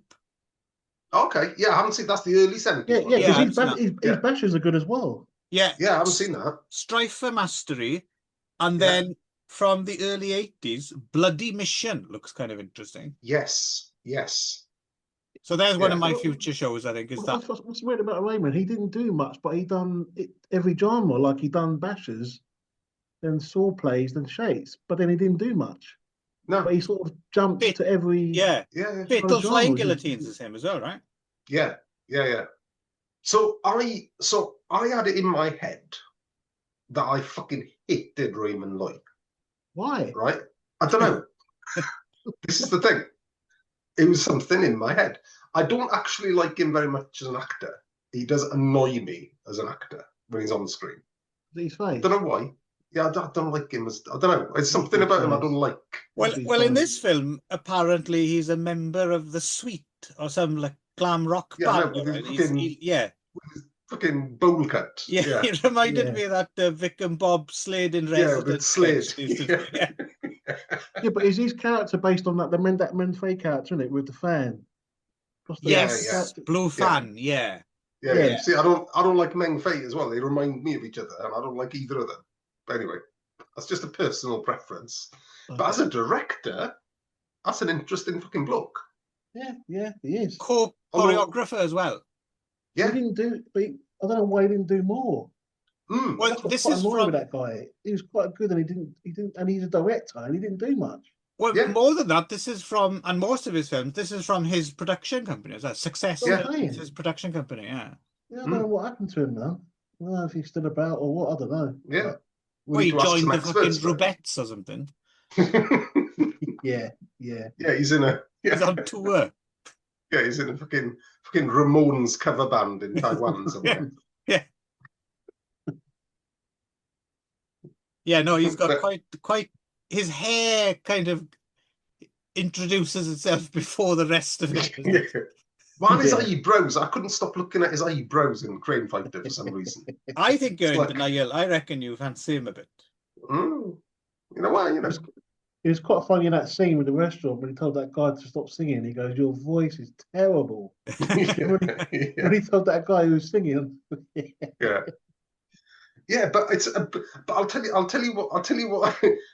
Raymond Loewy is really interesting as a director, right? I've come to that realization after having remembered he directed Fatal Flying Guillotines, which I forgot about. I forgot that was him. And this, and a couple of other bits that he's done. Yeah, like I said, we'll put a spotlight on him for sure. I reckon he'll do that. He definitely deserves it. Yeah. But I do get the feeling he's going off like he's filming shit with about half a script. Oh man, I mentioned episodic before this film. Yeah, fucking hell. Yeah, that's this. Yeah, I mean, I loved it. I enjoyed it. Don't get me wrong. Yeah, no, I do like this film a lot. Yeah, but like there's the thing with fucking Cam Kong's feet, right at the end. I know I'm jumping ahead, but the thing with Cam, it's not explained. No, No. There's no fucking. He's not doing any fucking, Born Invincible bollock stuff. Cheese stuff. It's He's just got a bit of let's a have bad fight. foot, doesn't he? Yeah, exactly. But what's crazy, obviously, Judy Lee's obviously is that her dad or whatever. They're supposed to be in hiding, aren't they? So they thought, well, let's have a fighting tournament. We're supposed to be doing stealth. We're supposed to be doing stealth over here. So the setup, right? Let's do the setup then, so this makes sense. So we start off a classic, a million films start. It's post Shaolin Temple. It's just been burnt down. Kam Kong, or as he's now referred to apparently as Chin Kang at the Hong Kong Movie Database. Yeah. He's a lord, isn't he? He's a lord. He's a general. General. Yeah. At least in the English dub. So he's a villainous general, and he's tasked with mopping up these Shaolin rebels. And so we begin with a fight between the men and the rebels, and they manage to escape, right? And then we find out that Chuan Yuan, who's Tung Li's brother, actually. I was talking about Tung Li's earlier. It's his brother. So he decides to go into hiding, and he opens a bean curd shop with his daughter, which is good old Chelling, Judy Lee. Yeah. And also working for them is Ting Hua Chung, who is an interesting face as well, because he's comedy relief, isn't he? Yeah, but he's interesting because I'd like to know more about him, because 4 or 5 years before this, he makes his debut basically as a child playing Red Boy in The Fantastic Magic Baby, right? Yes, right, yeah. And then he goes on to star in Monkey King with 72 Faces. Yeah. So he's like a child star, and he's in some interesting things. He's in the next film I'm going to talk about as well. He's a bit more impactful in that. But not much about, usually at the Hong Kong Movie Database. No, was he Marco Polo? Was he in that? Yes. Yeah. Is he in Seven Man Army as well? Yes. He starts young. He's young here. He started young, but then but then with Shaw Brothers, he didn't really. Fantastic Magic Baby is Shaw, right? And then he was gone, wasn't he? Then he was gone from there. Yeah, it's interesting. Yeah. Because usually most people of note have a little biographical thing at the bottom of Hong Kong, where, like born in whatever or studied at this, but nothing about him. But clearly, I mean, he's clearly Taiwan opera. Yeah, he was definitely. He was groomed to be a star, right? Yeah. It just didn't happen, did it? I mean, not really. No, that's definitely his best film, Hero of the Wild. That's a great film. I've not seen that. No, that has to be we keep talking about that. We need to get to that. All right, well, maybe do a few of his joints then, because we might throw that one in then, because that's a good one. Yeah. Okay, because he's cool. I like him. He's got an interesting face, and he reminds me a bit of John Chang. He should have been better. I mean, he should have. I don't know what happened with that guy, because he had the look and everything. He could do flips. He could fight. Yeah, but then he's never. But there's so many of them. Yeah, there's so many of them. He's got like a baby Venom's vibe about him, isn't he? Yes. Yeah. And obviously, I thought, okay, obviously, you know what I did, didn't you? All right, these films weren't a bit, so I thought, let me check out the other avenue for him. Say it. Total letdown. Oh, really? Really? Nothing good there, mate. All right. I thought he'd be perfect for TV. Yeah. Nothing good. Done a few modern ones, didn't he? Modern ones where he's a bit older. Yeah. And I don't think he aged that. He didn't age. He aged a bit. He didn't look that. He looked. He didn't. That when his youth's gone, that youth look went. Right. And he's seen a few of those Taiwan video movies, and they weren't that good either. Well, you never know, right? The thing is, when you start kids that young as well, I mean, there's a good chance at a certain point when they enter puberty or get a bit older, they're like, you know what? I'm not into this. It might not just be for him. Yeah, he probably didn't. Yeah. He went. It's a shame because he should have been bigger, that guy. But I don't know what happened. Well, maybe he just didn't fancy it. He wanted to be a plumber or an insurance salesman or something. Yeah, maybe. Yeah, Liberian, maybe. I don't know. Yeah, never know. Yeah. So anyway, so they're hiding out, and Judy Lee's been trying to be. Yeah, not doing a good job of it, because Judy is been forbidden for practicing kung fu, which she does anyway. She sneaks off to this nearby temple and watches them practice, and she clearly has a natural aptitude for it as well, right? So, yeah, she keeps getting into trouble because there's all these bullies in town and stuff, and she keeps getting into fights, and then yeah, it's very convoluted. Basically, it turns out that someone in order to kind of, it's a bit strange really, the villains in the film, they try and keep her like from making trouble by getting this insane hunchback played by Chow, who's apparently been driven insane by practicing too much kung fu. I don't know if that gave him the hunchback as well. Yeah, but did it enhance the hunchback? I don't know. But he's a lot of fun as well. He's giving it all. He's giving it all up. He's quite funny in this. Yeah. And he kept saying, didn't he? He kept saying, "Oh, we can have babies." He said that about 10 times in this, didn't he? Yeah, he's quite horny for Judy. Yeah, and just in general, there's a lot of gurning in this film. Oh God, yeah. It's Papa Oh Mau Mau, isn't it? Yes. And you know who's funny? The other character, the other one for the arranged marriage. He's funny as well. The guy dubbing all I do is smoke opium and do nothing. And what I like about him is that to make him look worse, they've painted like spots all over his face. And the guy doing the English dub he's got like some kind of weird like surfer voice or something. He's like take it easy, will ya? Hey, Ned. It's like, what the fuck kind of voice is And then when Judy sort of came out, didn't she? When she came out trying to be like a more flirtatious, wasn't she? And then he goes, "Oh, she looks like one of the girls that he goes to the dad. She looks like one of the girls you get from the brothel."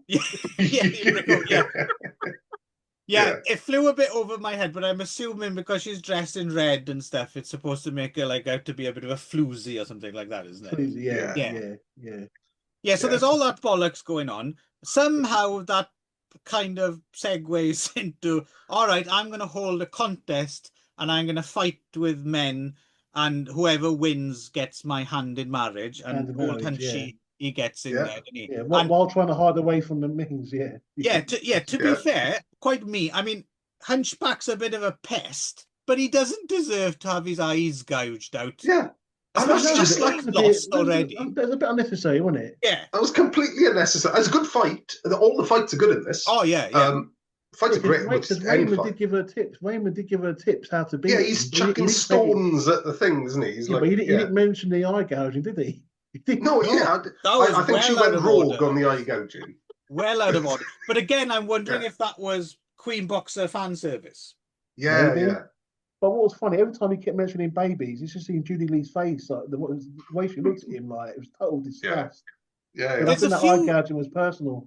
Yeah. There's a few tonal bits, like there's another bit as well where there's a fight, and one of the characters is in the middle of the fight, he's tapping someone on the head and making them turn around and go, go that way, goes that way, go that, and there's bling, that funny music on them, and then suddenly someone comes in and fucking stabs him to death. Yeah. Like, whoa.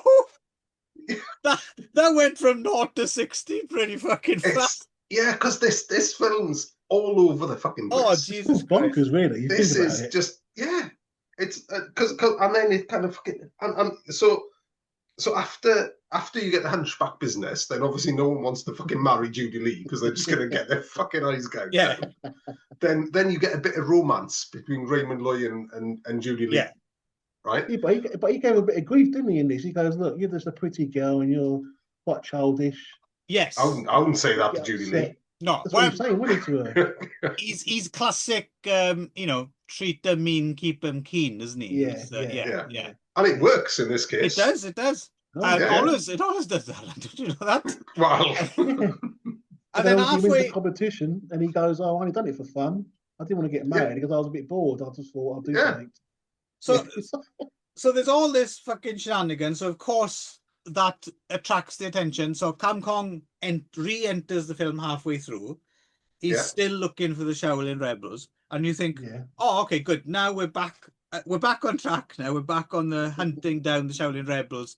And it is for a bit, And then the film gets derailed again because she gets married to Raymond Loy, and on their wedding night, she's like, well, you're going to have to fight me now if you want to shag. Basically, it's rape role play, isn't it? You're going to have to pin me to the bed and take me, or you can't have. And what's more fucked up about that is it becomes a thing, and her dad joins in, training Raymond. He teaches her the technique, doesn't he? Yeah. How to beat her. I tell you how you get to fuck my daughter, right? That's Get crazy. me a rattan chair. And he's like, what? Yeah.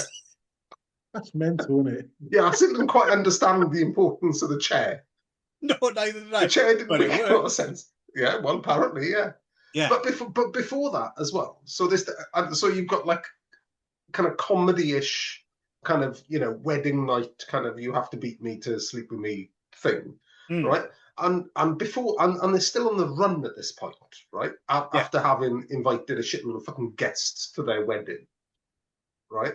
But immediately before that, you get the fucking, because they've got to go into hiding, and they have to go to their dad's old place. The old house, yeah. That's a convenient plot contrivance.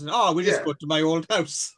That's it. And then you get the fucking Revenge of the Nerds fucking tidying up the house montage. Yeah. And then you get the wedding business. And then in the middle of just as he's about to shag Judy Lee, then they turn up, don't they? All fucking hell breaks loose. Yeah. And then it gets nasty. Yeah, then it gets nasty. And of course we do get a final showdown with Cam Kong, which you know, we've been waiting for the whole time. Because Raymond pretends, doesn't he? That he's gonna sell them out, doesn't he? Yeah. He's called Busybody. That's his name. Busybody, yeah. There's one quite weird bit as well. Well, there's a lot of it's a film of weird bits, but it's entertaining all the way through. So I love this film, man. But there's one particularly notable because I couldn't quite figure out. So yeah, you were saying about it turns out his weak point is his foot, but prior to that, there's a bit where it looks like they've figured out that maybe he's going for his crotch, isn't he? He's going for his crotch. Yeah. But it turns out that's not where. But there's one shot where he's grabbed his crotch, and then all of a sudden it goes to like a point of view shot from Cam Kong's character looking down at Raymond Loy, and the camera is splattered with blood, isn't it? Yeah. And I'm not sure if that's supposed to come from Raymond Loy or from Cam Kong. I don't think it's from Cam Kong. No, it's quite mad how that was shot, wasn't it? Yeah. And then it goes into slow motion, and I still don't really understand what happened there. No. Yeah, it's quite a cool scene, but no, it's cool. Yeah. Well, that final fight. I mean, I think again. I know you love it, Rodders, but Crane Fighter's end fight does not get enough love in the community. I don't think because that's some fucking premium choreography on display there. Really Raymond Loy getting fucking chucked down that embankment. Just chucked down that hill. Doesn't he get kicked down a little bit, doesn't he? He gets kicked, doesn't he? Yeah. But it's got that rock. Yeah, and it's not quite as good as, right, for my money, but I was getting Snake Deadly Act vibes in that end sequence with all the flips, people flipping each other over each other and kind of in tandem flips and stuff. I've seen some people compare it. Buff in the slow-mo shots are really done well because they look like quite impactful, didn't they? Yeah. And you see all the dust everywhere, all the stone everywhere, and I've seen some people compare it to Hot, Cool, and Vicious as well. Yeah. But yeah, I mean, but that fight is just the right mix of acrobatics, shapes, and brutality. Yeah. Well, because that shot was nasty. That bloody that shot with the blood, that was it's just that extra bit of spice you need, isn't it? Yeah. And you don't see it often. You don't see. First of all, you don't see point of view shots that often, and also you don't just see the lens just splattered in blood. Oh, it's mad. Yeah, you don't see that often in films like that, do you? You don't see it often. No. Not like that. Don't kung fu movies. Yeah. And it makes it, and what this reminded me of, this film reminded me of, is how good a fucking villain Cam Kong is. Oh yeah. I mean, he's hardly in it, right? But when he shows up, he's fucking. Yeah. Because I like that shot before the end fight where he's sitting and he had D.Y. Chun on the other, and they're both dead, weren't Yeah. they? Yeah. Oh, that was great. That Yeah, was, he that was, like that was a tricks great them, shot. doesn't he? Yeah. Yeah. I think the thing with Kang Kong though is we're lucky that we were primed to him being a great villain because of Master of the Flying Guillotine. Yeah. Yeah. Because he will kill every one-armed man that he finds. That's like that's so like iconic. So Kang Kong goes straight to the top of the list of great characters. But I think Iron Monkey might be my favourite from him. Oh yeah, I forgot he was an Iron Monkey as a villain. Yeah. But do you remember his claws? They were black, weren't they? His yeah. remember? Yeah. Shit, I need to see that again. Yeah. Iron Monkey might be my favourite Kang Kong. But also, I fucking I can't think of any other villain anyway in Kung Fu cinema, but Kang Kong's cute as fuck as well. When he's playing a goodie and he's just playing a dumb lummox. Right. I fucking love Kang Kong when he's doing that as well. Yeah. Anyway, he's decent Kang Kong. Also, on the strength of this An Incredible Kung Fu mission, I reckon we need a Silas Dennis curated Kung Fu night. He's clearly has good taste, and we know we won't be seeing any cars or any modern contrivances, right? Yeah, no town Kung Fu. No, that was the word. No modern day. Yeah, he called it town Kung Fu. Turn that off. What he called it. Yeah. Do it. Yeah. Yeah. So I don't know if I mentioned this, but do you know when I put Dragon Lord on? When we got Dragon Lord, and we were copying it, doing the scar to scar. He didn't like that. that beginning bit with the when they were doing was it Dragon Lord, that whole sequence? Oh yeah. The shuttlecock one, or my dad didn't like that. No, he didn't like that. That scarf plug got pulled out. Not in the middle of scarf to scarf, fucking hell. Yeah, he didn't want to copy it, mate. No. I was so lucky. I was so lucky in the 90s when I laid my hand on one of those double deckers. Oh, okay. Yeah, I managed. I think I managed to find it in a cash converters or something for cheap. Yeah, and that's like the double decker was. Well, you remember my double decker, Clive, don't you? Yeah, I do indeed.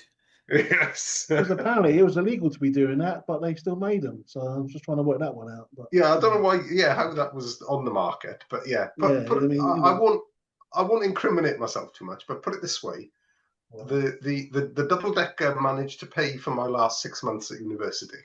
Oh, well, there you go. with the help of Kumar, my flatmate Kumar. Yeah. Oh, anyway. Yeah. Oh, Kumar got me recording things for him.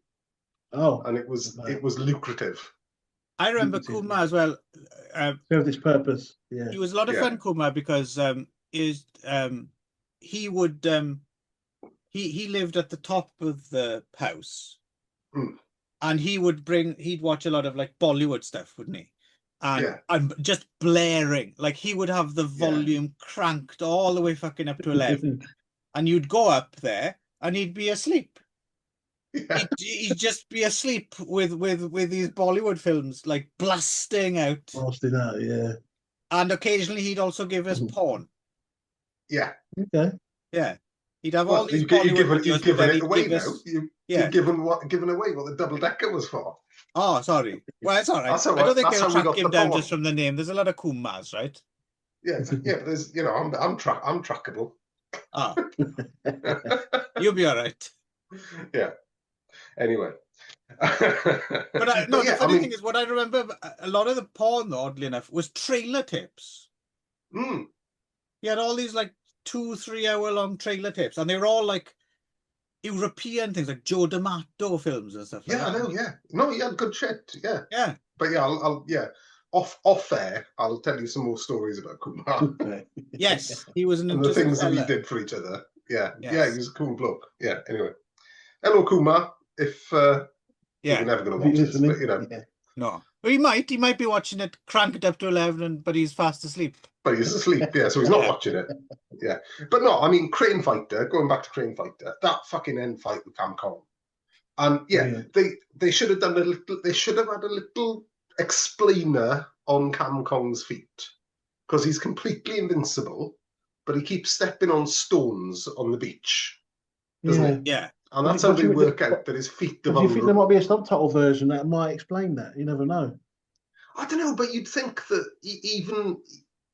but you'd think there'd be a scene somewhere where he's doing a fucking Born Invincible. You know, he's doing some Taoist fucking chi moving around thing. That's the only thing missing from this film, I think, to put it like top. It's massively entertaining.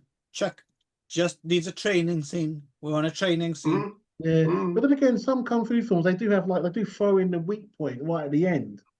There's quite a few kung fu films where the weak point you just find out at the end fight that the villain has it. Yeah, there's a lot of films that do that. But they put a bit of an usually a bit more on superhuman, aren't they? Yeah. But but it's usually like a white-haired fucking eunuch dude, who is who can move fucking his blood around or something. Cam Kong's just a normal general in this, right? Can I just say, Darren, we can all move our blood around. That's how we.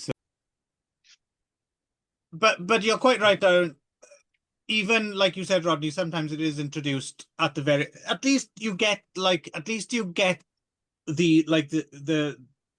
injury, like when the injury happens. That doesn't really. It's just he looks down at his foot and he goes, oh, and like moves his foot about a bit. Like it's a little bit of a pathetic kind of my shoe's gone. Yeah.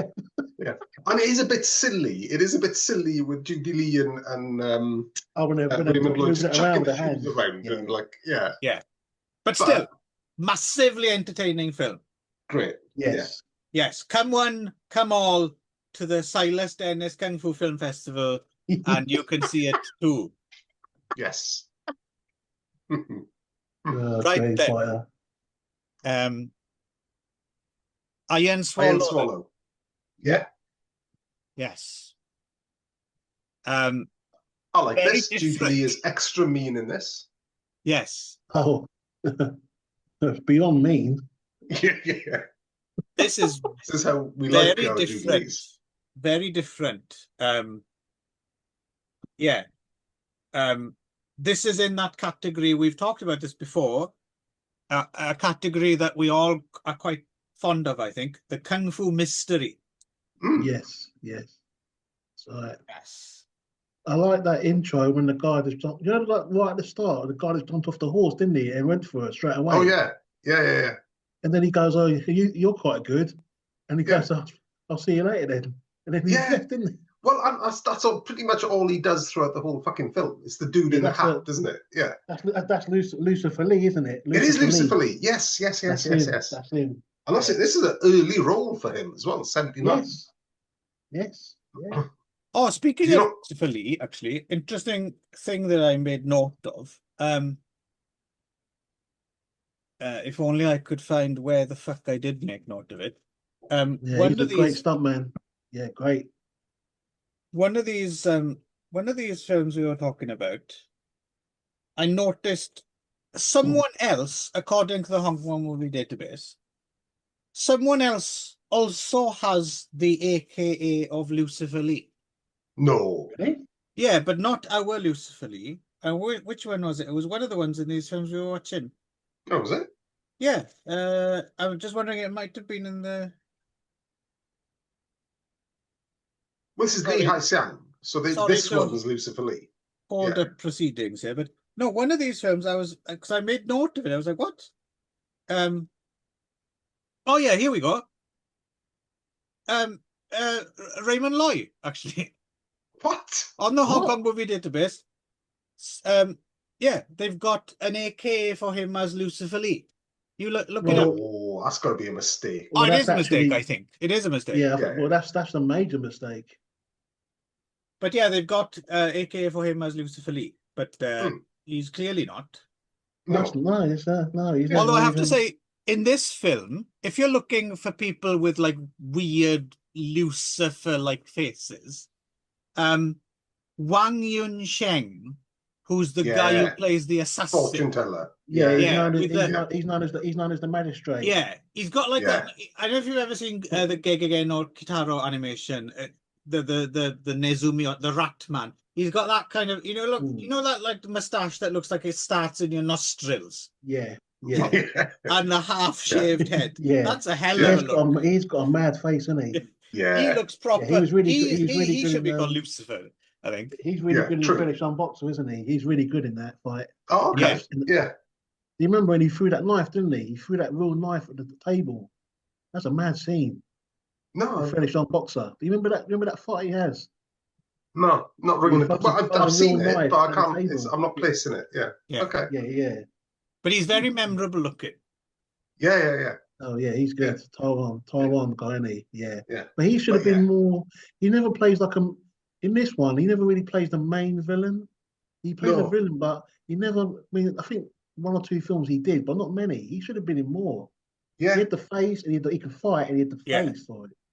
Yeah. I just don't know why he was always a secondary villain, not a major one.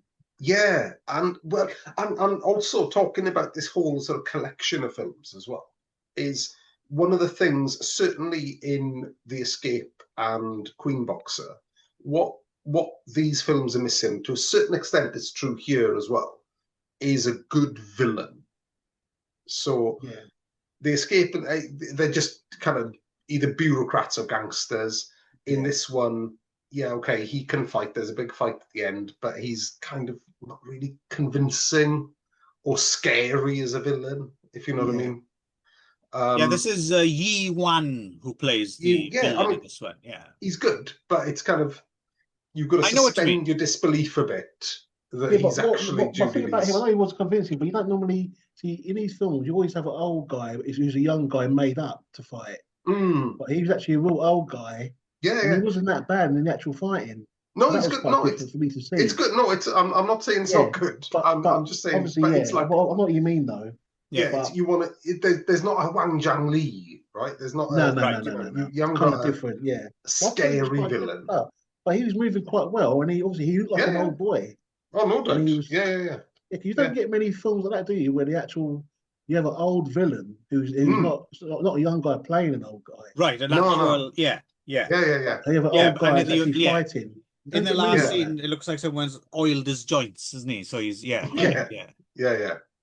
But I think the thing with Iron Swallow, I really like Iron Swallow, but I think the thing with Iron Swallow is you should probably approach it as maybe, even though it does have some very good fighting, is not to approach it as a fight fest. It is a proper hybrid mystery film, and parts of it, the camera work and the editing and stuff, it's shot. It's like a horror film or a thriller or something like that, isn't it? More than it is. A kung fu. If you think about, because Wang Tao's character, he wasn't really that impactful, was he? Really? No, there's not. He's not doing a lot. He doesn't fight much. No, he doesn't fight much. He could have really not. I mean, not been in it, but I mean, we all love Wang Tao. But in this one, he could have been not in it, really. Yeah, and Ting Hua Chung's sharing it's like Ting Hua Chung and Wang Tao were just the same character. Ting Hua Chung sharing the same character. Very different from in the Crane Fighter, which is from the same years as him reunited with Judy Lee. Yeah. This one directed by Cheng Pei Cheng. Also, the story is by one Chu Yu, and I was trying to figure this out because Chu Yu was like a novelist and a screenwriter. So I don't know if this is like based on a short story or a novel, or if he originated the screen story. I don't know if it's based on a novel or something like that. But like I said, if you're up for a hybrid mystery film, I think it's very good, actually. I really enjoy that. Well, it's just, but also you've got Judy Lee just fucking assassinating people, right? And that's always good. Yeah. Judy Lee's going around lopping fucking people's luggoles off and fucking slicing them across the eyes. A lot of limbs going in this one. Yeah. A lot of limb removal. Eyes sliced as well. I like the eyes sliced. Yeah. Again, with the eyes. Yeah. So, not to get into spoilers, but basically it's a revenge thing where Judy and her auntie are tracking people down, and we gradually find out skeletons in the closet, and people are not who they say they are, and there's a conspiracy of silence to cover up this kind of thing. And it's quite grim, and Dong Wang Tao as well. I mean, like, goes out in a fashion you probably don't expect Don Juan Carl to go out in. Twist. Yeah. That's right. And you know, obviously the main villain, obviously the father, the way he just went to take out everyone, didn't he? Just to clean it all up. Yeah. The way he planned it all, didn't he? And then he went against the villain, didn't he, guy? Yeah. To stab him, didn't he? Yeah. He was quite that's good. Yeah, I mean that end fight is it's less good on the fighting, more good on the drama. You know, so yes, exactly. It's more a dramatic kung fu film than kind of That's why I say, you know, expect a hybrid, and you won't be disappointed. Yeah. Well, I'm trying to work out. Do you know the one who hanged himself? Was he the one who had one arm? Yes, I think. Don't know. Yeah, I think so. He must have struggled with that hanging, wasn't he? Surely. That's a good point. That. Well, I was just thinking. He's got another arm. Well, true, he's going to struggle with the knots, and he's going to struggle with the knots. Yeah. That's what Carl Weathers says in Action Jackson, right? When he rips off that one guy's arm, he had a spare. Yeah. Although I had a hell of a good time with this, I'm struggling to find a lot to say about it. Yeah, I know what you mean, actually. Yeah. But I did like it quite a bit. It's good. Yeah. It's Judy Lee doing sneak vengeance on people rather than out and out vengeance. It's a very good vehicle for her. Yeah. Because she's like merciless throughout, right? Yeah. Like Like towards the end, like there's not even like when the son like commits suicide. Yeah. There's no like, and he was, you know, ostensibly a good guy. There's no, sorry, nothing. She just goes, well, looks like we know who's going to win this fucking fight then. Whoa. Like. Yeah. Yeah, she's not messing she went around. there. Yeah. Yeah, but there's a lot of backstories in this one, wasn't there? A lot of you know, and obviously it showed them thinking, no, I feel guilty about doing it, and and the guy I liked it because the characters, the characters were kind of fully formed because it's like, you know, it's like the old, you know, it's like there's this conspiracy that's led to Judy Lee's dad's death. Yeah, is it dad? Isn't it? Yeah, and the conspiracy eventually gets like revealed.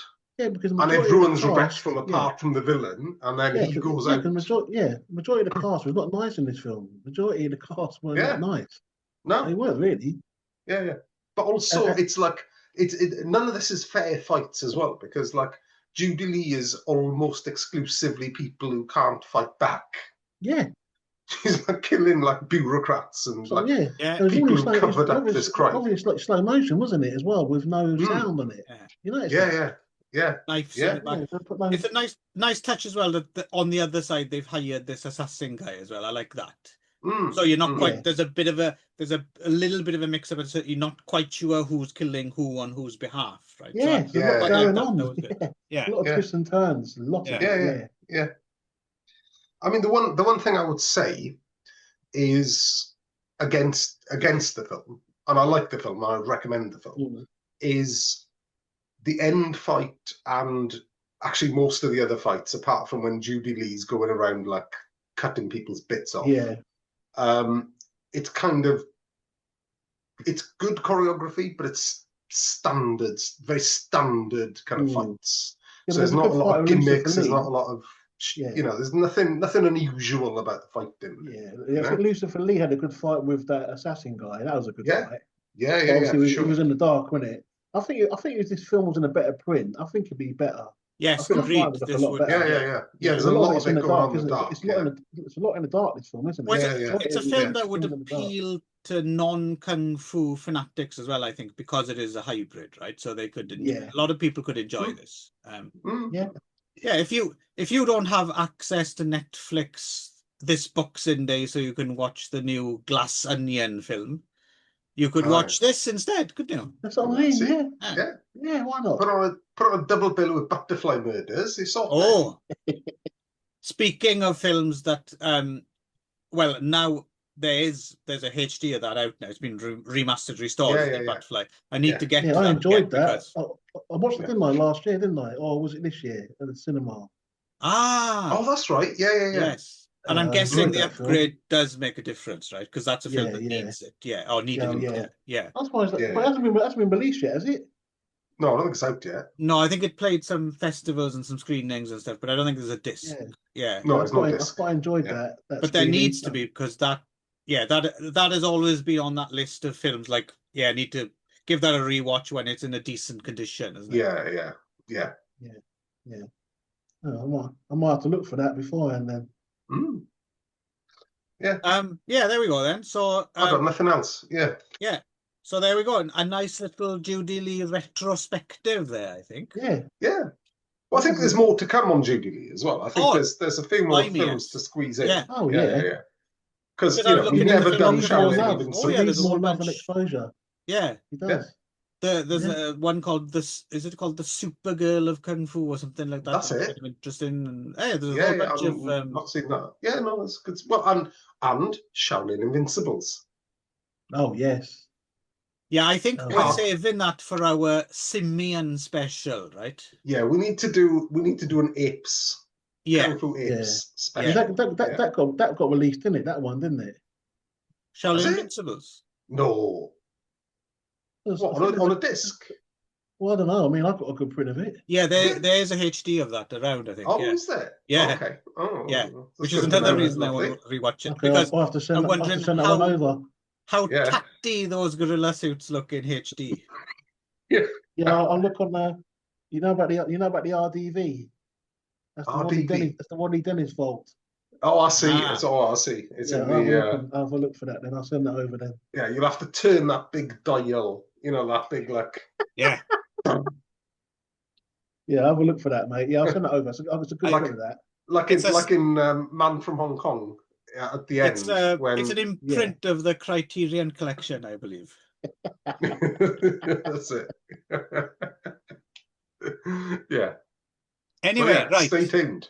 Yes, put this one to bed because next time is it's from the RDV. It's going to be Rodney's choice next time. So we'll see what he comes up with, 2 or 3 or whatever, how many films, whatever, whatever it ends up being, right? It's going to be random. Yeah. That's all right. That's why we keep you around, Rodders. Yeah, keep us on our toes. Yeah. All right, you're just like Raymond Loy. Just when we're getting complacent, you step in and you say, "Yeah, you two ugly fuckers. I don't want to do a podcast with you anymore." So I did have a little break, didn't I? I did have a little break, didn't I, for a bit? Yeah. Well, we got Nick on the subs bench for that. Well, when are you putting this one out, Clive? By the way. Pretty much straight away, I think. Okay. Yeah. Well, if you put it out tomorrow, we can do a plug for the thing on Sunday. What thing? Oh, yeah. Go ahead. I mean, I can't promise anything, but go on. No. If Clive gets it out in time, and everyone has busy lives, and we can't blame Clive for that, but Mr. Ricky Baker and Mr. Toby Russell are doing an event in Romford in Essex, in the UK, where they are showing a English dub that apparently is uncut of The Victim, and also Toby Russell's Venom's documentary. So if this comes out in time, you have possibly 24 hours to get to Romford in the UK. Get to Romford, yeah. And it's free. Yeah. And if Ricky lets me, I might do a bit of roving reporter from Romford. Live from Romford. Sleep till Romford. Cool. Yeah. Anyway, if that comes out in time, if it doesn't, it's a thing that happened, and if they do it again, you should support it. Yeah, that's right. Yeah. Go and support these events because they don't happen often. Yeah, exactly. Yeah. Cool. If you love this stuff, come out and there we go. it. I hope you have seen this in time. If not, sorry. Well, But it's a nice little record of the time. Yeah, that's well, true. Isn't it? This is true. This is we're going to true. look back in 20 years at these, thinking, "Oh, I remember that event in Romford." Well, also crucially, I mean, just in case we forget about it as well, because there might be rights issues or something. A nice, so we don't all forget about this. I mean, Toby Russell made a documentary about the Venoms, and no one knows about it. This doesn't seem right to me. This seems like something we should all know about and I agree in some way, shape, or form. So yeah, exactly. So anyone who doesn't care about rights or rights be done, David Gregory, if you're listening, let's get this Venom's doc out. There you Right. Go. Good. Nice one. Good plug. Judy, bye. Yeah. Tatty bye.